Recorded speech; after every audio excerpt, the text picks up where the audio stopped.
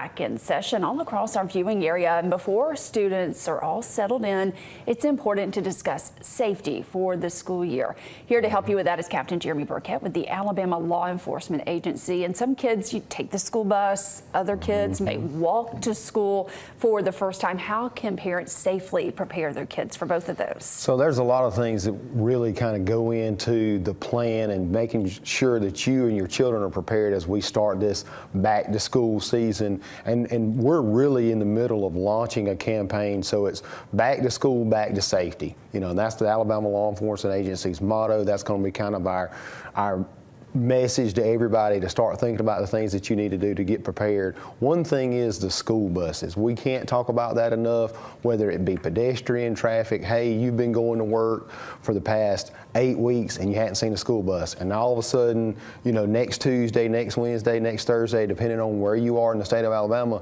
there could be a school bus loading or unloading children, and so you've got to be aware of those things. Those are the types of things that you as a driver just need to put at the front of your mind and be prepared to see those school buses along those routes that, hey, in the past 2 months you simply haven't seen. When that stop arm is out, you have to stop both directions of travel unless there's a median. Correct. So in the state of Alabama, even if it's a concrete or an asphalt connection, you still have to stop. The only time that you do not stop, regardless if it's northbound, eastbound, westbound, is if there is a grass median dividing that highway. Then you don't have to stop. Again, if that's like if you have 2 northbound lanes, 2 southbound lanes, and there's a grass median, then you don't have to stop for the subsequent lane of traffic. With so many distractions out on the roadways, is it important for us as parents to talk to our kids about situational awareness, to make sure they are looking for those cars, make sure those cars are completely stopped before you step into the roadway? Well, it's twofold when it comes to safety for children, because unfortunately we have just seen a tremendous amount of child predators, and it doesn't mean just necessarily small children. It could be juveniles. So there's a couple different layers to that. We really encourage, especially oftentimes to start with, if you got small children, escort the children to the bus stop, or even if you have one parent that's assigned to it weekly. Hey, we've got one parent that's going to be the bus stop coordinator that goes out there, that's there to help make sure the children get on and off of the bus, but to make sure nobody is bothering the children. To include, and this is one of the things that we really seen to be an issue, is because we have individuals that are sending older children messages. Make sure that you talk to your children. Tell them if somebody's messaging them, especially before and after school, they do not need to meet with those individuals. Never get in a car with a stranger, never talk to a stranger, but really have parents or have somebody there to kind of help escort, make sure they get on the bus and off the bus safely. Because unfortunately there are people out there waiting to prey on children's, we've said it for years, stranger danger. That's it. We still need to have that conversation with our kids. And strangers have more access than our kids because of social media and devices. No, not only do we need to be having that conversation, we need to be monitoring, and we encourage this, monitoring their social media and monitoring that cell phone, especially for children that are old enough to have it. You need to make sure that you're able to see who is communicating with your children, and make sure that they understand that they never need to meet with somebody, even if they think they're a friend, especially if it's somebody that they don't know, that they've met online. They never, ever need to meet with that individual. Let's go back to driving. You have a lot of new drivers, a lot of teens who will be driving to school, to practices, to games coming up. What should parents talk with them about as we're starting to see more traffic on the roads with the start of the school year? Well, first and foremost, you have a lot of individuals, this may be the first time they're driving to school. So they may have turned 16 during the summer, they're really excited, and that's why one of the parts of our campaign is our rural school zones. Like we're gonna go out, and nothing against our school zones inside our incorporated city limits, but especially in our rural areas where you have just what you said, some people that are 16, 17, they're just now coming to school, they're coming to these school zones. We've got people that aren't used to seeing that flashing sign whenever they're coming to work, they're going through the school zone. So we've got an enforcement campaign that's set up, and it's going to be geared towards that.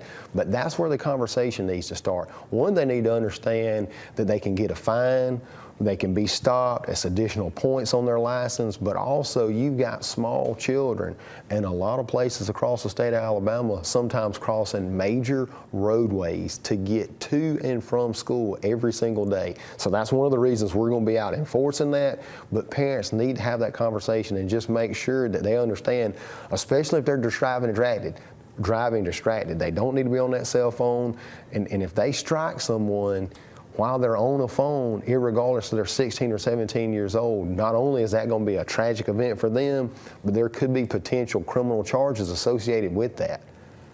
We also have seen a lot of kids not wearing seatbelts these days. I've seen a lot of teens, they'll get in that car and they drive off and they're not putting their seatbelts on. That's another conversation we as parents need to make sure we are having with our kids and then practicing that so that our kids see us doing the same. Well, it kind of goes back to that peer pressure.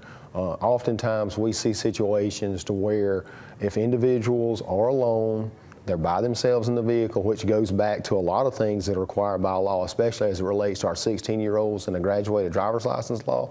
Because one, they're only supposed to have so many people in the vehicle, so on and so forth. But they get in a vehicle with their friends, and then all of a sudden they don't wear the seatbelt.